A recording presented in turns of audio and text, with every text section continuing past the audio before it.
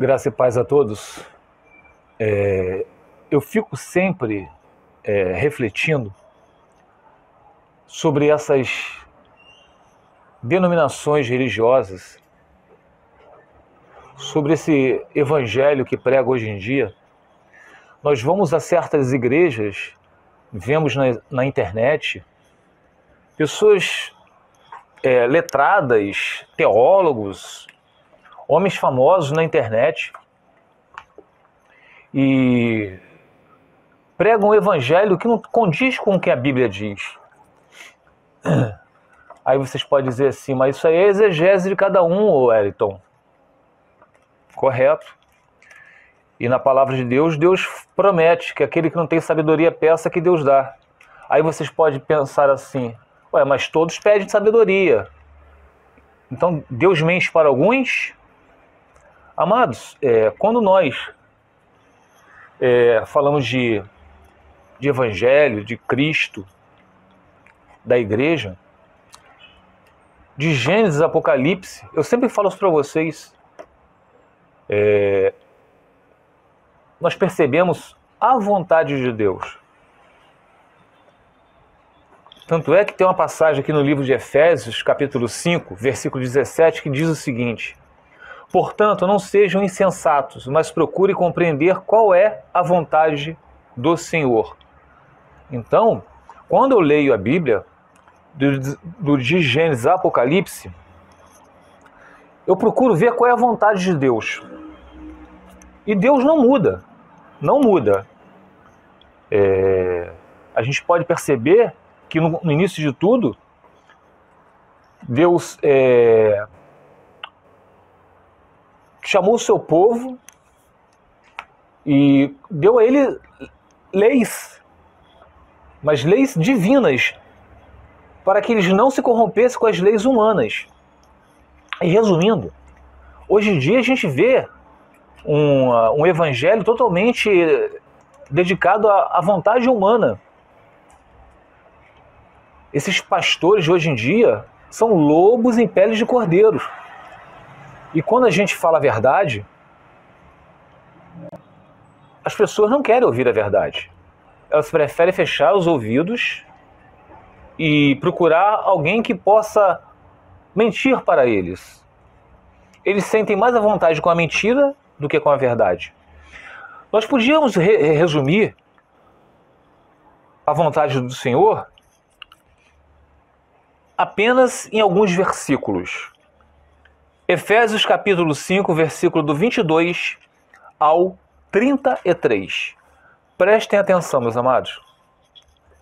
Mulheres, sujeite-se cada uma a seu marido, como ao Senhor. Pois o marido é o cabeça da mulher, como também Cristo é o cabeça da igreja. Olha a comparação. Que é o seu corpo, do qual ele é o Salvador. Assim como a igreja está sujeita a Cristo, também as mulheres estejam tudo sujeitas a seus maridos. A igreja está sujeita a Cristo. Aí eu pergunto a vocês, a igreja adultera contra Cristo? E Cristo, o que ele faz com a igreja? Ele substitui ela ou ele perdoa? E mais, a igreja real, verdadeira de Cristo, ele coloca ainda um espírito novo, como diz lá no livro de Ezequiel.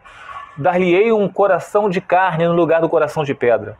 Colocarei o meu espírito dentro de vocês, para que vocês me busquem de todo o coração. Versículo 25.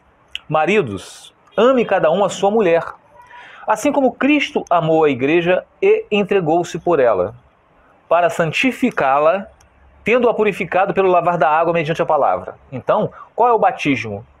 O batismo é a palavra. Esse é o batismo que salva. E para apresentá-la a si mesmo como igreja gloriosa, sem mancha, nem ruga ou coisa semelhante, mas santa e inculpável. Então, Cristo amou a igreja. Vocês, maridos, amem a igreja.